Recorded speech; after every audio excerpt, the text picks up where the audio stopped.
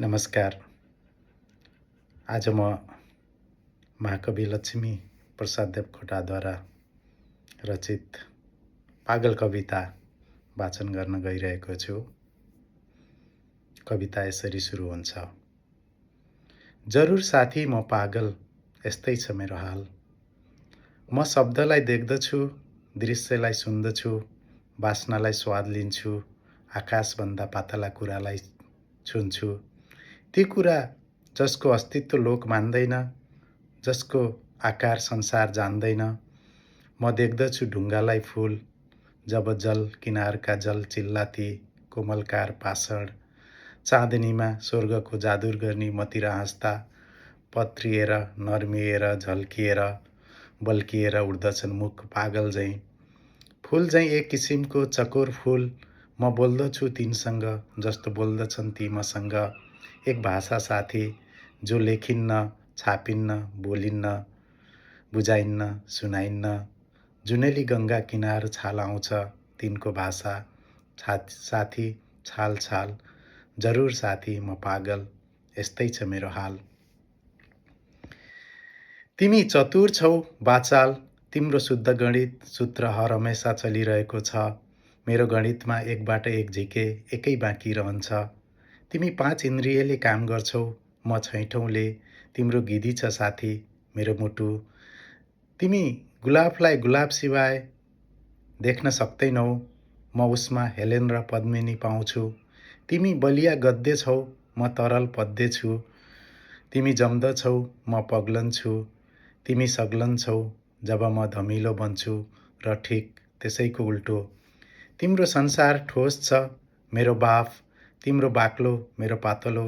तिमी ढुङ्गालाई वस्तु ठान्दछौ, ठोस कठोरता तिम्रो यथार्थ छ। म सपनालाई समात्न खोज्दछु, जस्तो तिमी त्यो चिसो मिठो अक्षर काटेको पाण्डिकीको बाटुलो सत्यलाई। मेरो छ बेग काँडाको साथी, तिम्रो सुनको र हिराको।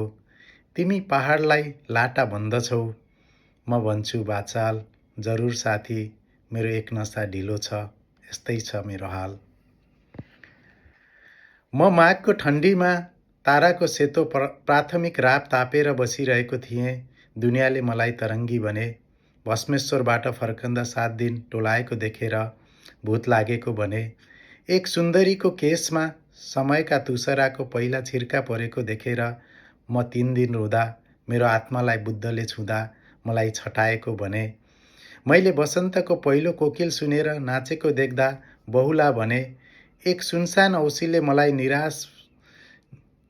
निसास भएर म प्रलय वेदनाले उफ्रेँ। मूर्खहरूले मलाई त्यस बेला ठिङ्ग्रा हालेर राखे। म तुफानसँग एक दिन गीत गाउन थालेको थिएँ। मलाई बुजुर्गहरूले राँची पठाइदिए। म आफूलाई एक दिन मरेको सम्झेर लम्पसार थिएँ। एक साथीले बेसरी चिमटिदिए र भने, ए पागल तेरो मासु अझ मरेको छैन। यस्ता कुरा भए साल साल, पागल छु साथी, यस्तै छ मेरो हाल। मैले नवाबको मदिरालाई खुन भनेको छु, छिमेकी रन्डीलाई लास भनेको छु, राजालाई गरिब सिकन्दरलाई मैले गाली दिएको छु, महात्मा बनाउँदाको निन्दा गरेको छु। नगन्ने व्यक्तिलाई तर 7औं आसमानसम्म तारिफको पुलमा चढाएको छु। तिम्रा महापण्डित मेरा महामूर्ख, तिम्रो स्वर्ग मेरो नरक, तिम्रो सुन मेरो फलाम, साथी तिम्रो धर्म मेरो पाप। जहाँ तिमी आफूलाई चलाक सम्झन्छौ, उहाँ म देख्छु तिमीलाई बिल्कुल लाटा। तिम्रो उन्नति मेरो अवनति, साथी यस्तै छ मोलमोलाइको उलटपलट। साथी तिम्रो विश्व मेरो बाल, जरुर साथी म बिल्कुल चन्द्रहात छु, चन्द्रहात यस्तै छ मेरो हाल। म अन्धालाई दुनियाँको अगुवा देख्दछु, गुफा तपस्वीलाई भगुवा देख्दछु, मिथ्याका मञ्च चढेकालाई काला नटुवा देख्दछु, विफललाई सफल देख्छु, प्रगतिलाई अगतिल देख्दछु। या हुँला मै ऐचा ताना, या हुँला मै दिवाना, साथी मै दिवाना। निर्लज्ज नेतृत्वको निरस रचनाको रन्डीको नाच हेर, जन अधिकारको डडाल्नको भाँच हेर। जब भङ्गेर टाउके छापाको कालो मिथ्याले मेरो विवेक वीरलाई जाली झुटले ललकार छ, तब हुन्छन् मेरा गाला राता साथी।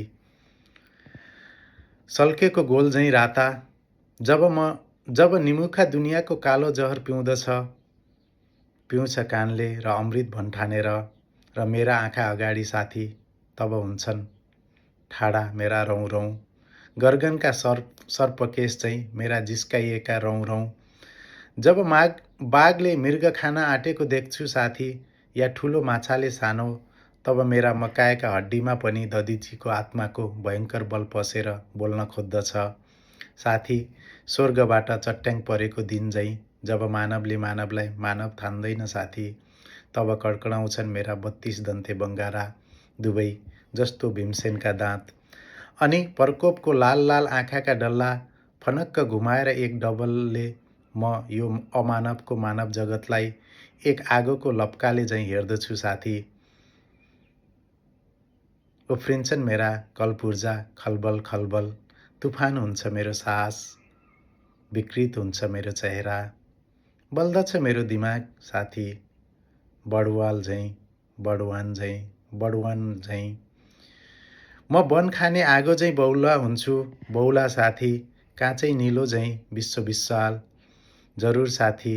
एक सुन्दर चकोर असुन्दर फोर, कोमल क्रूर चिडिया स्वर्गगानी चोर, तुफान पुत्र पागल ज्वालामुखीको उद्धार, भयङ्कर व्यक्तित्व पाल, जरुर साथी। सन्के मगज छु सन्के, यस्तै छ मेरो हाल।